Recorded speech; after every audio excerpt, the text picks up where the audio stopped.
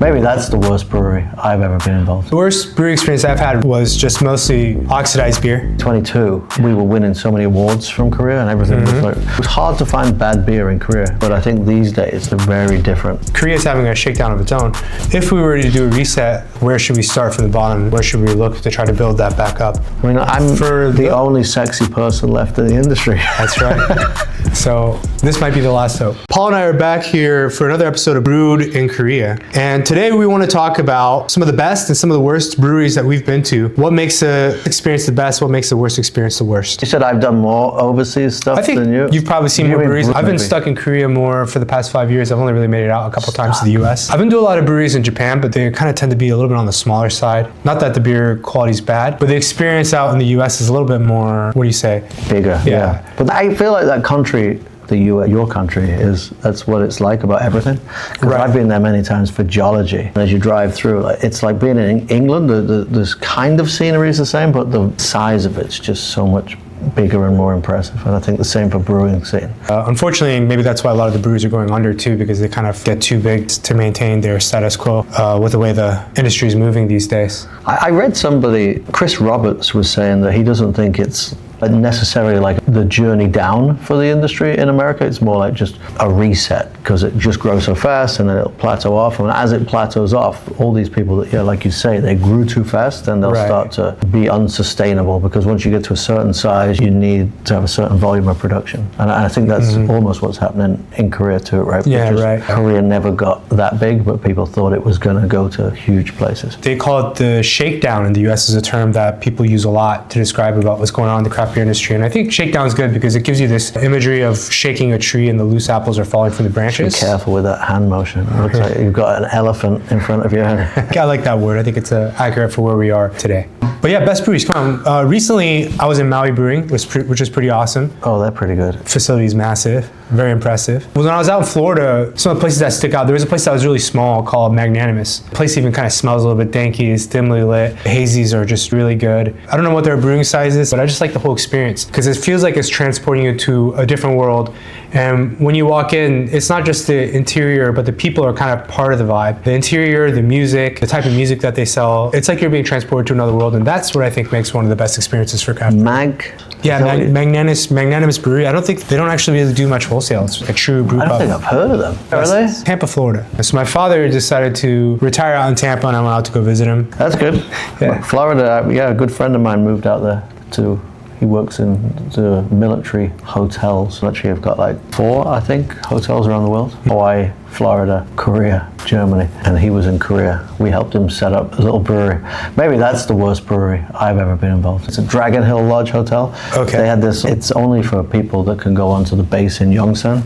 And they had this little beer set up, and they got in touch because their beer was really bad and they wanted advice. We did it. Right. I mean, we didn't charge any money, sent the team up there, and became a really good friend of ours. He joined our guerrilla beer school and taught him a little bit about beer, but then we actually went in there and looked at the system and figured out what they were doing wrong. But it wasn't a real brewery. They were just buying like basically pre-made wort and adding water to it and hops, and there was no sanitation on it. There was no fermentation in a sealed vessel, the pressure sealed vessel. It was all just like open top fermentation basically. It was pretty sketchy. And then they were using a centrifugal pump to carbonate it, like cycling it through, which is oxygenating their beer. Yeah, so everything that they were making was full of oxygen. For people who might not know, brewing is all about protecting the basics. I think 90% of your flavor comes from doing the basics correctly.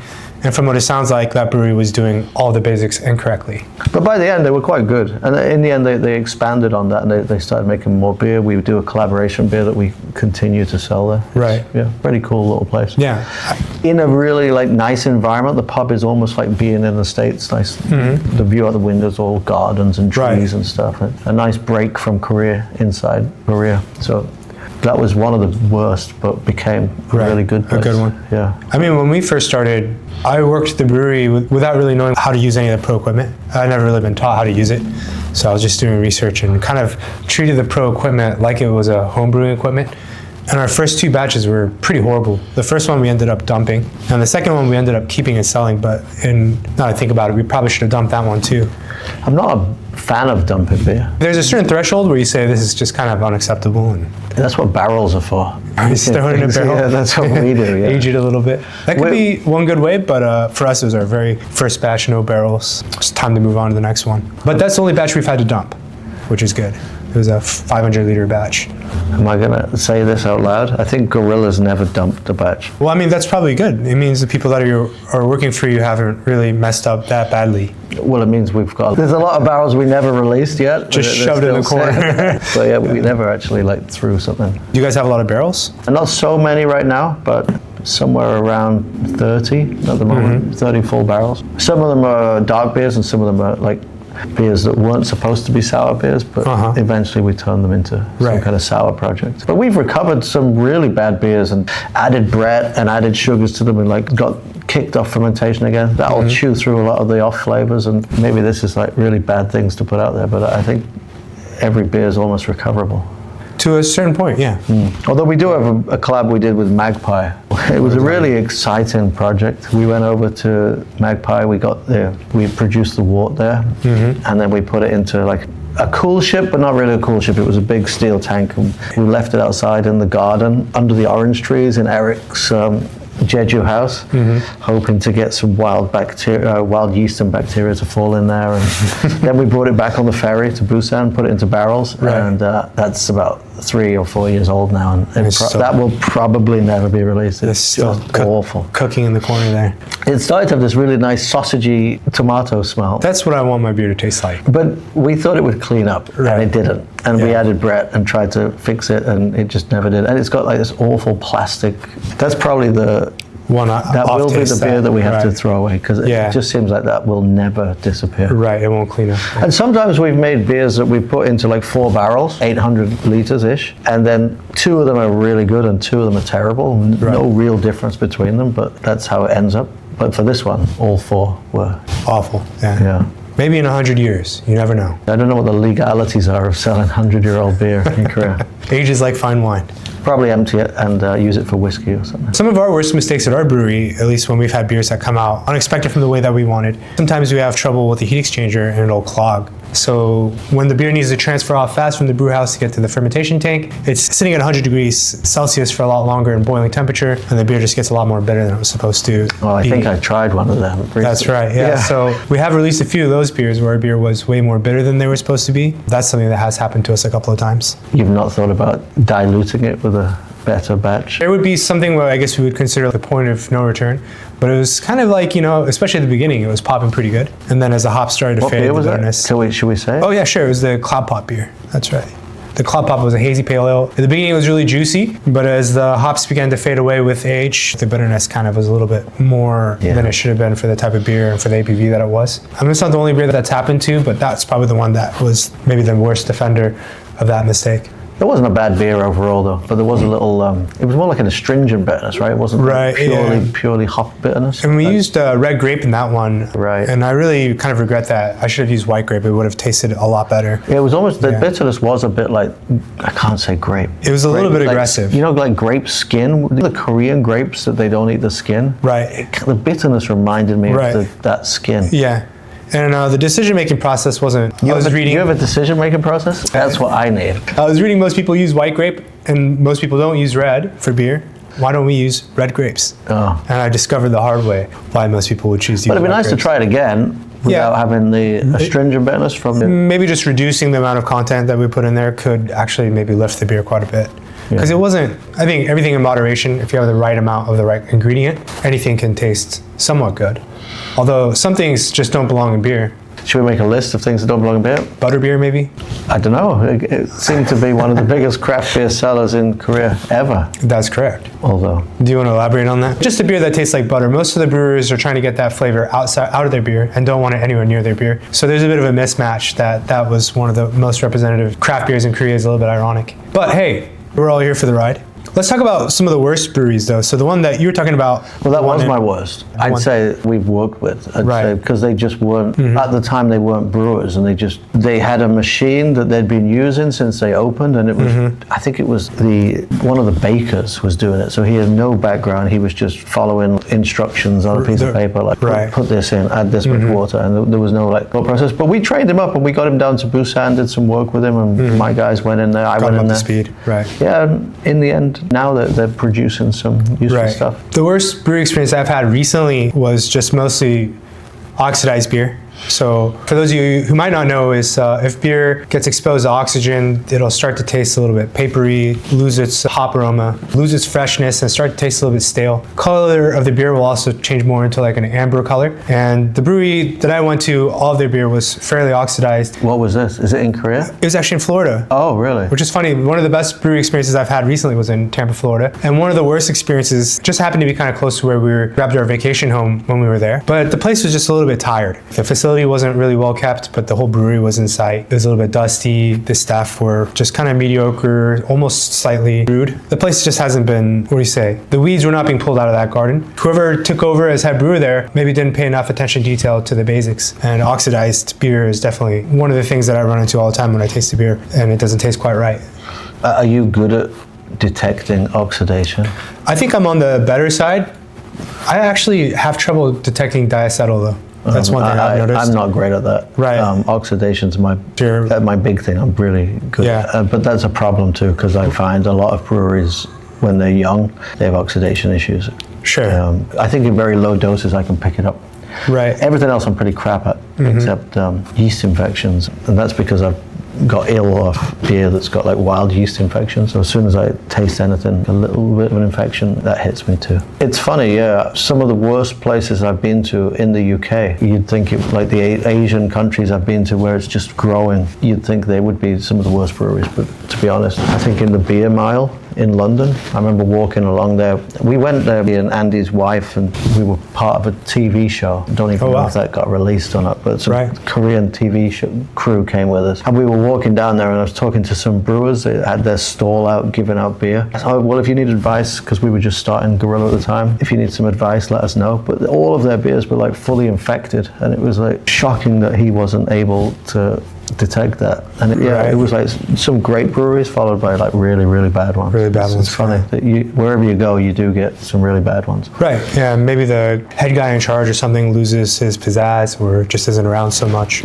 I feel like that's usually what really causes it. Like you have a guy who's got a lot of gusto and energy, creates something great, then kind of steps back a little bit. A little bit of mismanagement over time goes a really long ways to these type of misses in both experience and beer quality. If I'm honest, I think that maybe Korea's having a little bit of that right now, right? Is that 2022, we were winning so many awards from Korea, and everything was like, it was hard to find bad beer in Korea. And it's only like 3 years ago. But I think these days, it's a very different ball game here. I find it very hard to find like interesting, exciting, and good quality beers. But it feels like everybody's deceiving themselves and not admitting that their quality is dropping. And definitely, I feel like people are using cheaper ingredients and things like that. Cost corner cutting, especially with the increase of prices of all the goods these days too. Well, it's like a race to the bottom with most breweries, right? Trying to make the cheapest possible product, and that's never a good thing. Quality should be first. There was a trend for a while during the pandemic where it was also kind of like trying to shove your beers into as many contracts as possible. And there were a lot of brands that were teaming up with craft beer companies at the time. I remember one that kind of surprised me was a Korean Airlines sponsored beer that was in CU. That was one that definitely caught me by surprise because it just seems so out of place that an airline would put a beer inside of a convenience store. Actually, that one wasn't as bad as many of the other ones. I think that had a good place where that came from. I won't say who made it, but I remember talking to them, and that beer was like available on the planes, and it was in the lounge for Korean Airlines. And globally, these are the places where you can grow the craft beer market, where you're putting it into premium locations. Of course, being in a convenience store is not good, but I think the story of that beer was to be something where you'd put it into a premium location, like an airline.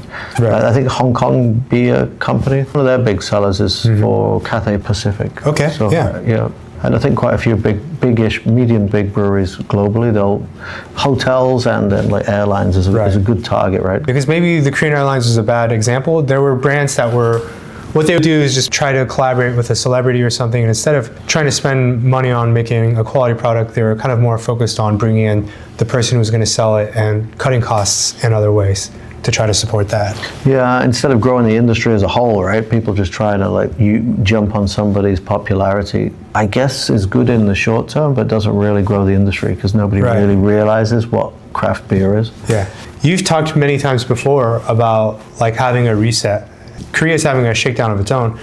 If we were to do a reset, where should we start from the bottom and where should we look to try to build that back up? In an ideal world, of course, we don't live in exactly an ideal world, so things will never be perfect. But if they were perfect, what do you think that would look like? Is there a country's development that you thought was the right way for it to be modeled, whether in culture or... To be honest, I think the early steps of the Korean craft beer industry were really good. And it was a really fun industry to be in. You jumped in and it went down. I jumped in when it was already gone down to shit.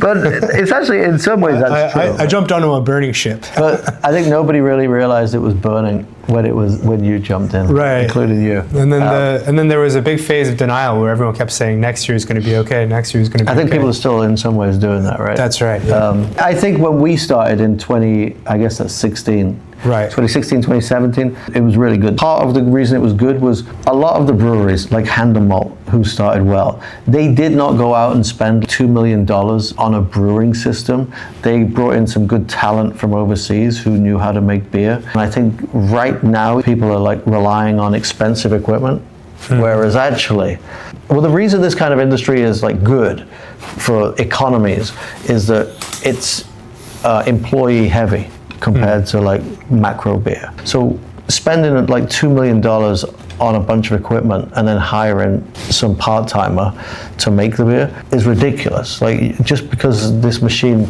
you have a recipe programmed in there and everything's automatic every time, that doesn't mean it's a good thing. That's, in my opinion, good when you get to a certain size and then you start to really worry about the costs and you try to bring the cost down. So I think 2016, 2017, there was some really good personalities in the industry. Hand and Malt were in and they brought in two really good guys. What that brought was a little bit of, obviously, like high quality beers, because those guys were really well trained from overseas. Actually, those people and other people that came subsequently trained a lot of the young Koreans that have now gone on, like Benny at Soul Gypsy, trained those kind of people, and that came from. But now it seems nobody's bringing over talent from overseas, and it's all trying to do it as cheap as possible. And when these, I don't want to name names, but the big breweries who got a lot of money during the pandemic so that they could grow these huge breweries, they spent millions and millions on equipment,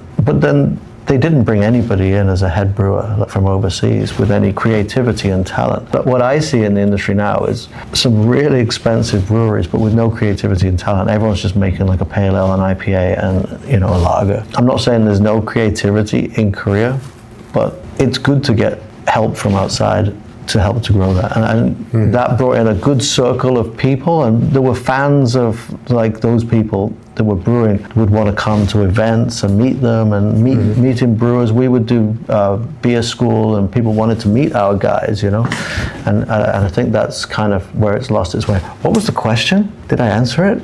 Yeah, if we were to start, since with the Korea shakedown, start from zero and build back. But I think it needs to go back to that. Right. It needs to go back. It's got to start with the people, right? Because people are what kind of will get other people excited. Absolutely, yeah. It's not going to be a $2 million machine. It's going to be a person.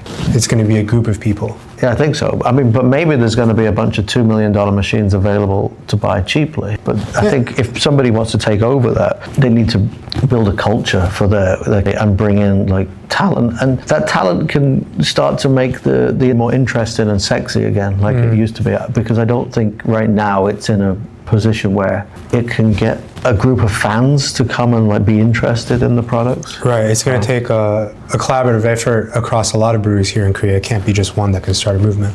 Yeah. I mean, I'm the only sexy person left in the industry. That's right. So this might be the last hope. For those who might not know, brewing is very kind of, especially from the smaller scale, it's very dependent on the person brewing. So if you have 3 or 4 different brewers coming to the same brew house with the same recipe, you might actually end up with 3 or 4 drastically different beers. And that's because there's a little bit of nuance, kind of like cooking when you're using a brew house. Timing, amounts, everything will actually impact that final product. And that's another reason why having high qualified people to brew your beer in some places will be a huge win over, say, having the perfect equipment. Yeah, and they don't necessarily need to be the best. They're like just having some passion and energy, because I think people that are young, passionate and energetic, they'll learn on the job and get better and better. And that's what a lot of the breweries did, right? When launched, they weren't amazing. I think Guerrilla was not amazing. When it launched, sure. And as you said, you weren't amazing, but you just get better and better. And right, yeah, we were also pretty much on a homebrew scale, literally, when we first started. But yeah, I think personalities is what's needed here. I think the breweries that will survive, it's kind of going back to what you said, right? It's once the person that is the energy and the passion, if they take a step back because they get tired, then the brand starts to will start to take a lot of damage. Right? That's true. And these days, I think, especially since there are so many pale ales, hazy IPAs, and IPAs, it's not necessarily always about the product. Sometimes it's about the story behind the product that will actually get people excited about beer. Because if you have a beer that tastes like 9 out of 10 versus a beer that tastes 8 out of 10, like a couple days later, the consumer is not going to remember which one was which, really, per se, unless they're really nitpicking craft beer. But the type of people who are going to grow this industry again are going to be the casual drinkers, right? The people who really enjoy craft beer, but might not necessarily know all the technicalities of what goes in it, doesn't exactly necessarily know what all the off flavors are. And in that sense, maybe people in the pro brewing scene, they have a totally different expectation of what a good beer is compared to someone who is our target demographic. I think in many ways, like the Korean industry right now takes itself a bit too seriously, and the characters that need to be involved are the people that are going to be in the pubs and drinking with customers, and not so much teaching them how to taste a beer like on a beer judge level, but more on just let's get drunk and have fun, that kind of level, because that's what it used to be. Nobody would. I don't think any of the brewers that were here when we started were the kind of people who would be like, oh, your beer smells like it's got some diacetyl, and maybe quietly they'd give you some tips, but in the pub we'd just enjoy each other's beer and have fun, and I think that's what it needs to go back to. So I don't know who is like that, what country is like that right now, actually. But it would be one of the countries that was just starting. And that's what Korea needs to go back to, almost like where it first started. Right. So to wrap up, culture, more exciting endeavors from the brewers themselves, sexier events. Sexier people, and more interesting people. Sexier and more interesting people. Yeah. And make it about, I watched an interview last weekend, and it was talking about how people don't drink as much as they used to. The young demographic especially are more health conscious, don't tend to go out as much as the previous generations. I think that's all tied in together, and I think people, like on the whole, they need to start learning to go out and enjoy themselves, and maybe they'll meet people and just talk to people instead of everything. And I feel like the sterility of the craft beer market in Korea, where everyone is writing notes about what's wrong with this beer and what's good about it. Right. I think get away from that and just be about go out, get drunk and enjoy yourself. And I think that would probably help Korea have more children too. But really, people don't want to get married and they don't want to have kids, but when you're drunk, you make mistakes and get people pregnant. So that's what happened to us, right? Right. Magnanimous didn't have the best beer in Tampa, but it had it was kind of it was like a dive, and that's kind of what made it so, I don't know, it was like dark, smells danky. Smelling danky is not a good thing for a bar. But for that place, it was perfect. And I don't really know how to It's funny, I've been to a load of places in the US, right? But my memory is crap. We went to Denver in 2019, I think, me and my brewer at the time. And I had a good friend who lived in Grand Rapids, so we flew into Chicago, drove down to Grand Rapids. We went through 3 Floyds. Phenomenal, what a huge, amazing facility. And they've been doing great beer for a long time. Like a little bit of meaning for me, that, because not so much that it was the best brewery I've been to, but it was just one of the reasons I got interested in craft beer. Right. Was because of 3 Floyds. So we met them, and we were supposed to do a collab with them, but I just haven't had time to go there and do it. Drove down to Grand Rapids, and Grand Rapids have got so many amazing breweries, for a smallish town. We went to Grand Rapids, which is a tiny town of maybe 300,000 people, but Founders is there. I mean, there was a great sour place, I think, called Mitsubishi, I forget the name of that. Really beer. old school. Oh, but just Titans. really and watching how founders had grown, and we did a collab with City Built Brewery, great brewery out there. There's so many nice breweries. Founders was just phenomenal. Right. Then we drove all the way from there over to Denver. Loads of breweries on the way. So, and I think that trip, and then I went out to Minneapolis a year or two later. Some great breweries out there. American Brewery is amazing, but the one brewery that really stands out for me that I've loved working with has been Cloudwater, and I think they're one of the highest rated in the UK. Okay. But every time we've done stuff with them, it's always been fun. I think they do a lot of hype hazies. Yes, right. Hype hazies, right? But I think like companies like that, they do what people need to do in Korea, but not many people do it in Korea. Is where you're making one new beer all the time. You're never making like core beers. I think that's the way to grow the industry here, and that's been their big thing. They had an experimentation phase where they tried to do core range to go into like Tesco's or whatever. I don't think it ended greatly for them, so they've gone back to that. Just every single bit. But they release 2 new beers a week, and that's quite a lot. 2 a week. 2 a week, yeah. That's 8 beers a month. 96 a year. Well done.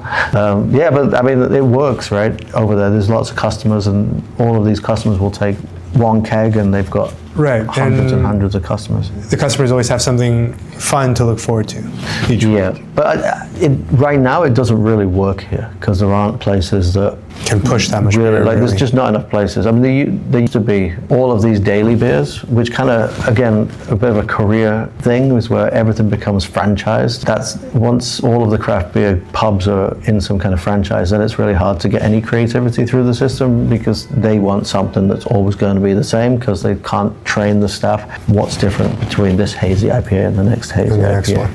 Sometimes along the way, when we come to franchises, they get big enough where cost cutting also becomes one of the top priorities as well. Yeah, definitely. Because not every franchise, especially when franchises are first starting, I think that's definitely not the case. No, but when they mature, they kind of come back around and. Yeah, I'm not sure it's the best. A regular franchise is not the best way to improve the craft excitement and creativity. Well, craft beer should be about creativity, right? And franchise should be about consistency. So they're not things that are married together. But that's where once the matures into its stage in life, that's the people that should be supplying a franchises. But that's what Korea needs, is more independent pubs. Many like independent places that are actually independent. Right, you know, there's always like some kind of connection to a brewery. Maybe they worked there before. So if like ideally every like independent craft beer place would try to sell like something new all the time, rather than something that the same old. Yeah, but I feel like even if there are places that are like almost bars that are geared towards craft beer consumers, they seem to deviate from like trying to introduce lots of new stuff, and they end up like working with some breweries that they're friendly with, and they'll have like 3 or 4 of their beers on tap. You could say that about like Beer Shop with Andy, right? You could say, oh, because of Gorilla, he's got 3 or 4 Gorillas on tap. I understand why people do it, but it's probably not the best. Like, if there were enough beer shops in Korea, it would be good that they, like, you make a new beer, they take a keg for each store, and then everybody would have all of this like network of bars that they could easily sell into. But I think we're way away from that. Let's talk about something a little bit more fun then. On an ending note, we're going to wrap up with the second section. We're going to talk about... So you're saying everything so far has not been fun? Well, it's been fun, but it's been a little bit more heavy and a little bit more serious than it could be, talking about the industry, which I think is also good too, because there's not very many people talking about this stuff. For good reason. Nobody wants to listen. Guys, tail of the tape. Worst customers of the pub. I can think of one customer. Was it me last week? It wasn't Paul. It was actually a group of 30 people that came to our pub. You can't complain about groups of 30 people. But you can. The brewery is being run by my staff. We get a call for like a hueshik. We always love hueshiks. What's a hueshik? Hueshik is like for the company workers come together after work. They do like an office party. The guy says, hey, there's 30 of us. We're going to be there in about 15 minutes. I'm sorry, we have a little bit of leftover food from the last place. Is it okay if we bring it to your place? Bar manager does a good job of saying, you know, no outside food is allowed. You guys can bring it in if you want, but you can't eat it here. And they said, okay, we'll be there in 15 minutes. And they show up with a bunch of like takeout food, completely unopened, by the way. And the receipt was still taped to the bag. Like it's $300 or some amount of just takeout food. And they proceed to just like kind of put it all out on the tables. It was like chokbal and bosam. It was their end of year party.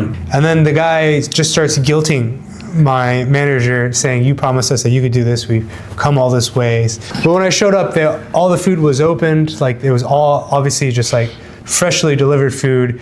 They had a 2-liter Pepsi on every table, which they would actually open the Pepsi and were drinking the Pepsis. Oh, wow. No outside food and beverage policy, because that's how we make a living here at the pub. For a guy that visited his pub last week, was it? No, it was about last year. Right. Oh, well, don't go there. Go to Gorilla. That's right. We'll be much nicer to you. When we started Galmegi back in... So let's hear about the worst then. But back in 2000, we used to have guys in 2012 with Galmegi. I think it was 2012. Yeah. They'd come into the pub and stuff like that, but all the time. Like lots of guys trying to fight and get fights, wanted really? apologies for like if the staff had been a little bit rude to them, but not really. But we've actually never had anyone try to get aggressive or anything like that. It seems a lot better in Korea. I had to walk people out. I don't know why. I seem to be good at taking people outside. But I used to make people leave all the time. But wow, that's crazy. You know, the only time I've actually asked people to leave was that 30-person group. We've never had anyone get rowdy. It would just be like single guys that would have, not single guys like they don't have somebody, but occasionally we had a guy that would come in with his girlfriend and he would just be a bit strange or a bit aggressive and we'd ask him to leave. Aggressive towards his girlfriend? No, towards staff. And then there was one guy that was dating a girl that was friends with my friend. Oh no, it was the sister of my friend's girlfriend, and he used to come in and he was a bit odd, and occasionally I'd take him outside to make him leave. But we just used to have guys would come in. Wow, you sure he took a lot of people outside? Yeah, I mean back in the day, and early Gorilla days too, when we were in Milak, we had this, how do you say this, a lady who seemed to have mental issues in some way, and she would come by, and because we had a lot of foreigners in there, she'd stand on the street screaming abuse through the windows at people, like a lot of bad Korean words at people. Go home, go back to your countries, you motherfuckers, that kind of stuff, in Korean. Ooh. She'd just stand there. Like we'd get the police to come and they couldn't really do anything about it. But it's been a long time since we've had something like that. Yeah, I mean, that's basically, I mean, there's some customers that we get that want to chat to me and they just don't stop talking. Yeah, and I don't. I had a guy like that just 2 days ago. And you know, at first it's kind of hard to break it off. But after a while, if you face enough of these people, it's like, sorry, I'm busy, and you just walk away. Problem solved. The big issue, this is also bad to say, but and we should probably do this on this podcast, is have us bring home brew to us. Sure. A section of this could be, we'll ask now, home brewers to send in their beers and we'll taste it and judge it and give them feedback. It's like a 5-10 minute filler. But the reason I'm saying this is, like, that's one of the bad things, is that used to get people all the time bringing homebrew and leaving it at the bar for me to taste, and I feel kind of bad because they really wanted my feedback on it, but also like it's very hard to, if I know somebody and they give me a bottle of homebrew, like Kevin for example, I can trust that he's not poisoned me. But if a person I've never met before just goes to the bar and leaves a bottle with my staff and says, oh, this is for Paul, he should try it. Not that I suspect people are trying to kill me, but it's hard to trust that somebody's not done something terrible to that beer. So that's when you have your staff try it first. 24 hours later, I'll try it. But I always worried about that. I was always like, you can imagine the things people could do. Death by poisoning. Or ejaculate into the bottle. I didn't even think of that this would be a possibility. Well, yeah. But anything is possible in this world. Anything's possible. So, I mean, Korea is generally quite safe for crazy people like that, but... we're wrapping up here pretty soon. I'm free to talk all day. Right now, we don't even have a name. We're trying to decide between Brewed in Korea or Brew Force, so we'll leave that decision up to you guys. Please leave in the comments which name you prefer.